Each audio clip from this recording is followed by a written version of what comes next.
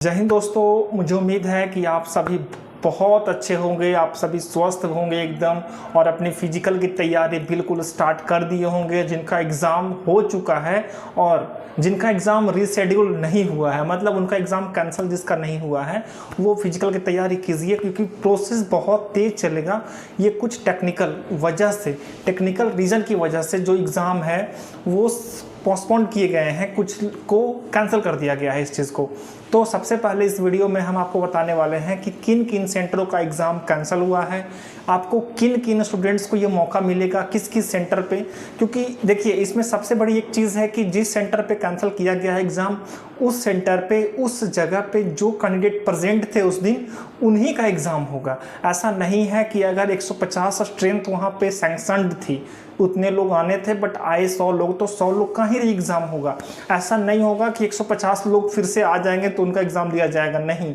जो लोग उस दिन प्रेजेंट हुए थे एग्ज़ाम देने के लिए, उनका एग्ज़ाम ही री होगा दोबारा से। क्योंकि ये चीज़ें आप एकदम क्लियर कर लीजिए, जो फ्रेश कैंडिडेट हैं, नए कैंडिडेट हैं, जो एग्ज़ाम उस दिन नहीं दे पाए थे उस सेंटर पे, और लकली उन्हीं के सेंटर पे वो एग्ज़ाम, उन्हीं के शिफ्ट में वो कैंसिल हो गया, तो वो दोबारा नहीं दे पाएंगे। क्योंकि उन्होंने साफ साफ नोटिस में लिखा है कि जो अपीयर हो चुके थे पहले, उन्हीं लोगों का केवल एग्ज़ाम लिया जाएगा, बाकी जो कैंडिडेट है उनका एग्ज़ाम नहीं लिया जाएगा।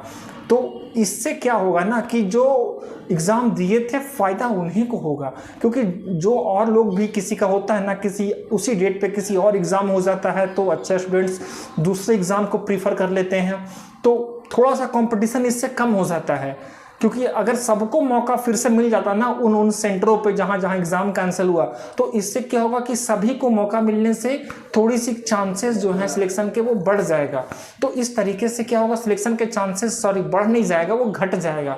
क्योंकि क्या होगा ना, ज़्यादा लोग बढ़ेंगे तो लोग ज़्यादा हो जाएंगे, तो फिर ऑब्वियसली बात है ना, कुछ उसमें से बहुत अच्छे स्टूडेंट्स भी पार्टिसिपेट करेंगे एग्ज़ाम में, तो बहुत अच्छे स्टूडेंट करेंगे पार्टिसिपेट, तो ऑब्वियसली बात है ना, वो कट ऑफ थोड़ी सी तो ऊपर हो जाएगी। बट एसएससी ने ये बहुत ही अच्छा स्टेप लिया है कि जिन कैंडिडेट्स ने केवल एग्ज़ाम दिया था उनका ही एग्ज़ाम दोबारा करवाया जाएगा, ना कि जो नहीं दिए थे उनका होगा। पहली चीज़ हो गई, तो आपका एग्ज़ाम जो होगा ना, आपका एग्ज़ाम 30 तारीख को शेड्यूल किया गया है।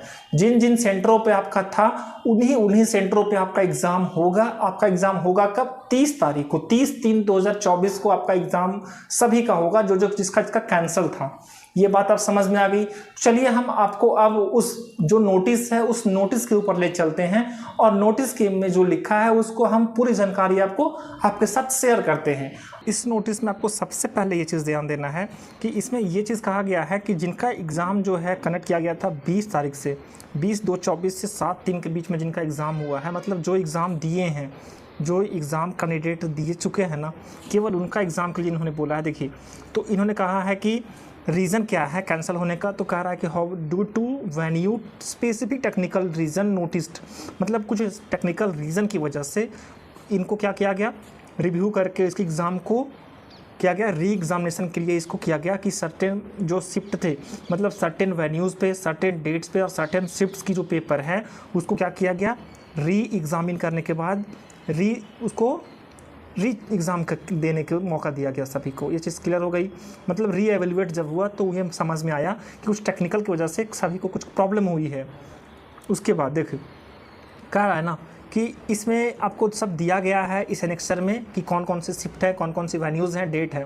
कहता है कि री एग्ज़ामिनेशन जो आपको लिया जाएगा वो कब होगा, 30/3/24 को होगा। जो हु हैड अपीयर्ड फॉर, ये बहुत इंपॉर्टेंट लाइन है, who had appeared for examination on the dates venue shift mentioned in the annexure, जिनका मेंशन है वही एग्ज़ाम देंगे। द कैंडिडेट रिक्वेस्टेड विजिट करने के लिए बोला गया, मतलब बहुत ही जल्दी ये आपको मिल जाएगी। ओनली दोज कैंडिडेट, नोट ये लाइन बहुत ज़रूरी चीज़ है, only those candidate who appeared earlier in the computer based examination for constable GD, ठीक है। तो कमीशन फ्रॉम 20/2 से जो, मतलब जो परमिट जो एग्ज़ाम पहले दे चुके हैं ना, इसमें यही कहा गया है कि जो एग्ज़ाम पहले दे चुके हैं 20/2 से 7/3 के बीच में, जिन्होंने एग्ज़ाम अपीयर हो गया है और जिनका कैंसिल हो गया है पेपर, तो फिर से मौका जो मिलेगा केवल जो कैंडिडेट्स एग्ज़ाम दे चुके हैं उन्हीं को मौका मिलेगा, ना कि फ्रेश कैंडिडेट को। मतलब यहाँ पे जो है वो फ्रेश वाले का कोई जगह नहीं है, यहाँ पे जो दे चुके हैं उनका केवल जगह है। क्लियर होगा ये चीज़। उसके बाद देखिए, जैसे कि सबसे पहले है कि एलोनी हाउस इंफॉर्मेटिक्स सेंटर, ये कानपुर का जो सेंटर है, यहाँ पे 5 तारीख को सेकेंड शिफ्ट में जो है ना वो 126 लोग का एग्ज़ाम कैंसिल हो गया है। क्लियर होगा ये चीज़। अपोलो सेंटर कानपुर में 7 तारीख को भी चौथी शिफ्ट में 132 लोग का एग्ज़ाम कैंसिल हुआ है, मतलब उस शिफ्ट में 132 लोग ही एग्ज़ाम दे रहे थे। क्लियर हो गई। उसी तरीके से आप देखेंगे तो आर्या महिला पीजी कॉलेज, आर्य महिला पीजी कॉलेज देखिए वाराणसी का सेंटर, ये 20 तारीख को, मतलब पहला दिन फर्स्ट शिफ्ट में ही प्रॉब्लम यहाँ आई थी। 178 लोग का एग्ज़ाम यहाँ पे रीकंडक्ट होगा। ठीक है, आपका भी अगर स्टेट में था, इसी सेंटर पे था उस दिन, तो फिर से एग्ज़ाम देने जरूर जाइएगा भाई। फिर और कहीं अगर हम देख लें, देखिए ये क्या है, एग्जामेटेक इन्फोटेक प्राइवेट लिमिटेड, ये कहाँ का सेंटर है, पटना का है। 21 तारीख को थर्ड शिफ्ट में जिनका भी पेपर था वो 160 लोग थे जो एग्ज़ाम देने वाले, उनका कैंसिल हो गया है। इस तरीके से देखिए बहुत सारे इसमें देहरादून का भी है, ईटानगर, पटना का आइकॉन का भी देखिए कैंसिल हो गया यहाँ पे। आइकॉन का जो है 5 को फर्स्ट शिफ्ट का पेपर जो 113 लोग दिए थे उनका कैंसिल हो गया।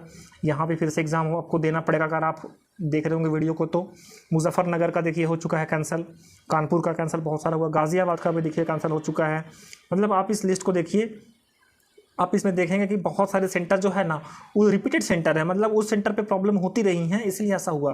क्योंकि एक सेंटर पे 2-3 दिन प्रॉब्लम ये चीज़ होती रही है कुछ शिफ्टों में, जिसकी वजह से देखिए जैसे MIT मेरठ है, 1 तारीख को फर्स्ट शिफ्ट में प्रॉब्लम हुई, 6 तारीख को चौथी शिफ्ट में प्रॉब्लम हुई, समझ गए इस चीज़ में। फिर 1 तारीख को 2 सेकेंड शिफ्ट में प्रॉब्लम हुई MIT मेरठ में, मतलब बहुत प्रॉब्लम हुई है MIT मेरठ में भी, इस बात को समझ गए।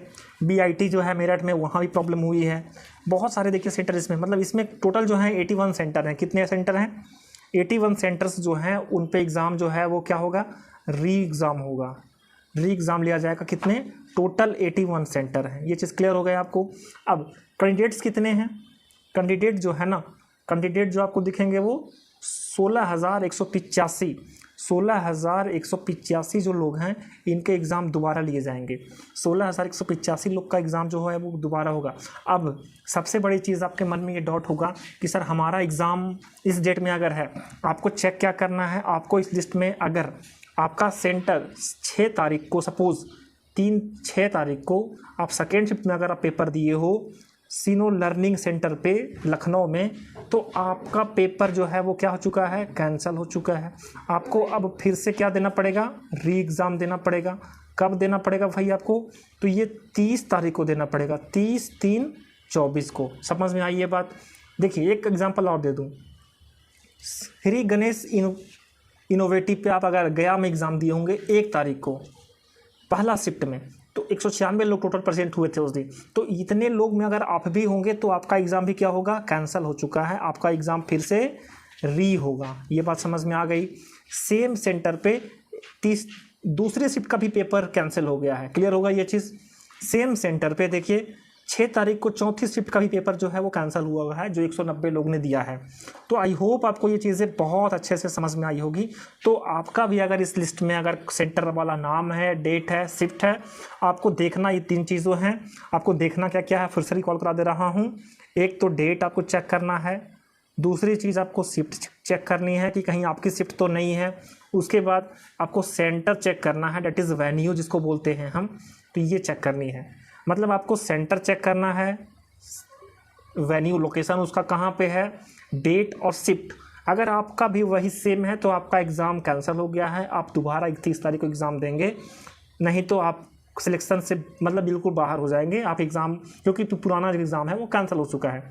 तो आई होप आपको ये चीज़ें समझ में आई होगी। अगर आपको थोड़ी भी डाउट होगी तो ज़रूर आप कमेंट बॉक्स में लिखिएगा। और हाँ, वीडियो को लाइक कीजिएगा, शेयर कीजिएगा, सब्सक्राइब कीजिएगा। जय हिंद दोस्तों।